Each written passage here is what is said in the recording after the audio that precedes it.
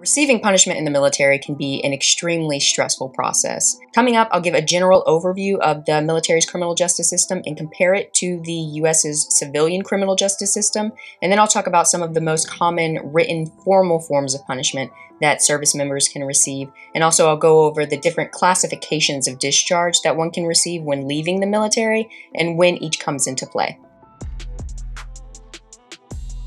One thing that a lot of people might not know is that in the military, we operate off of our own set of laws, which is called the Uniform Code of Military Justice, or the UCMJ for short. So just Constitutional Law 101, why we need the UCMJ, is because we operate off of a federal system of government, which means that states are able to retain police powers. So most criminal codes are state law.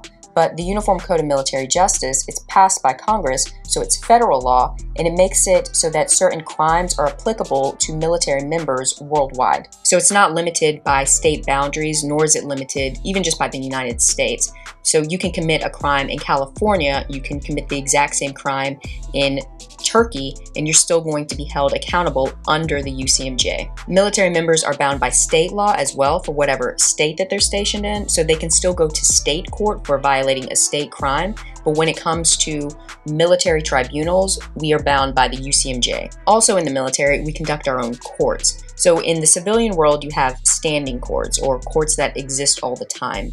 In the military world, we don't have standing courts. We create courts or convene courts for the specific purpose of trying an individual case. The accused retains all of the same Miranda type of rights that he would have in the civilian world. In the military, we call those Article 31 rights. So things like the right to remain silent, the right to not make any incriminating statements against yourself.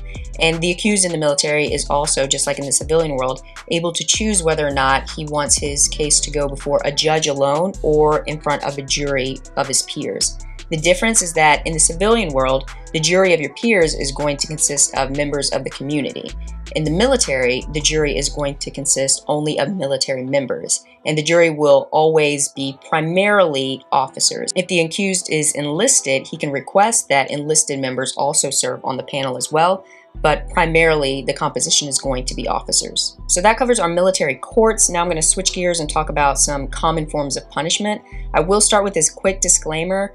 Nothing that I say here in this video should be construed as legal advice. I do not represent the DoD. I do not represent the Air Force. If you have any specific legal questions, you should reach out to your installation's legal office.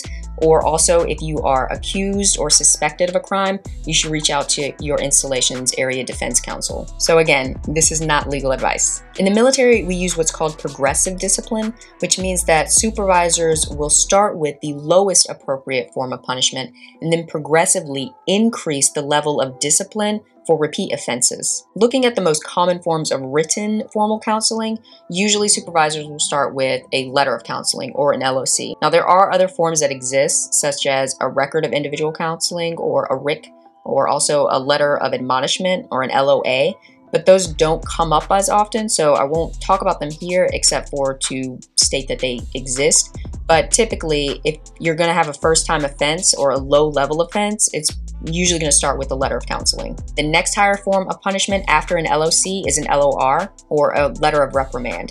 And you'll usually see letters of reprimand being issued to members after they've already received an LOC, even if the LOC was for an offense that was completely unrelated to what they're receiving the LOR for. And the next higher level of punishment is called an Article 15, or non-judicial punishment, NJP. NJPs are typically given for repeat offenses or where you have a particularly serious violation, and the punishments include everything from reduction in rank, forfeiture of pay and allowances, restriction to base, things like that. One thing that service members sometimes get confused about is that when they're being offered NJP, the NJP is really just a choice of forum. So a member has two options. In one instance, they can accept the NJP and allow their commander to make the decision whether or not they committed the offense, and then the commander can make the decision also what the punishment should be.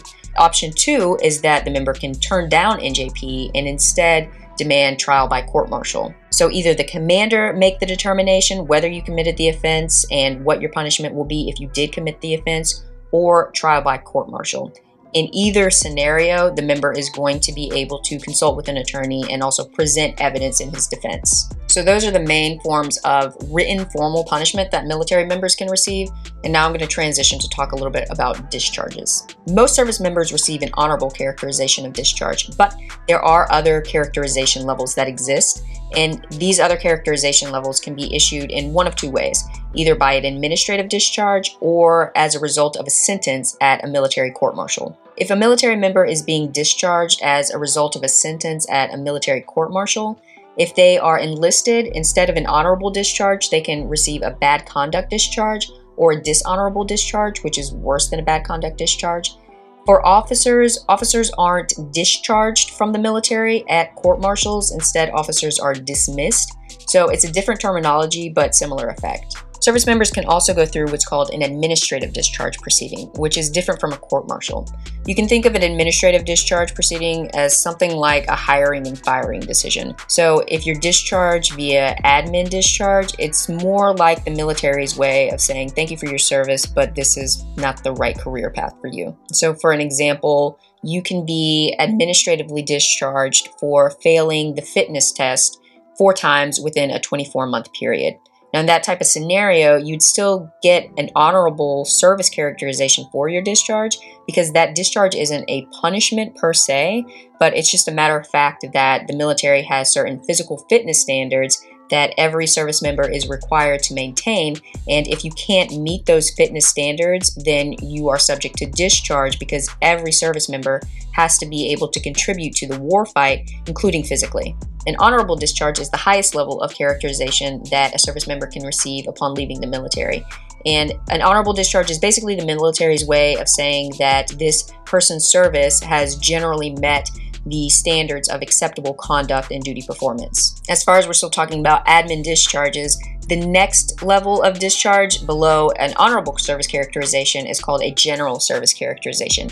And that's still a form of honorable service characterization. However, it's basically the military's way of saying that this person's service has been honest and faithful, but there are certain negative aspects of this person's conduct or duty performance that outweigh the positive aspects of that person's conduct or duty performance. Then you have an under other than honorable conditions discharge, which is the worst form of discharge that a service member can receive by administrative means.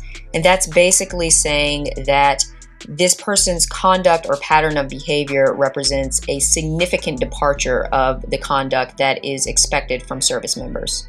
One area where service characterization matters a lot is when you're looking at the type of benefits that a person can receive post-discharge. So like I said, most service members receive an honorable characterization of service, which means that they're going to be eligible for all of the government benefits that are related to military service. If you receive a general service characterization after an admin discharge process, then you are still eligible for a vast majority of those benefits, but not all. If you receive an under other than honorable conditions discharge at an admin discharge proceeding, or if you receive a bad conduct discharge or a dishonorable discharge at a court-martial, then you are ineligible for the vast majority of military-related benefits. I will say that when it comes down to administrative discharges, each branch of the military is going to operate under its own rules. So for the Air Force, which I'm a part of, if you are enlisted, then you're governed by AFI 363208. If you are an officer, then you're governed by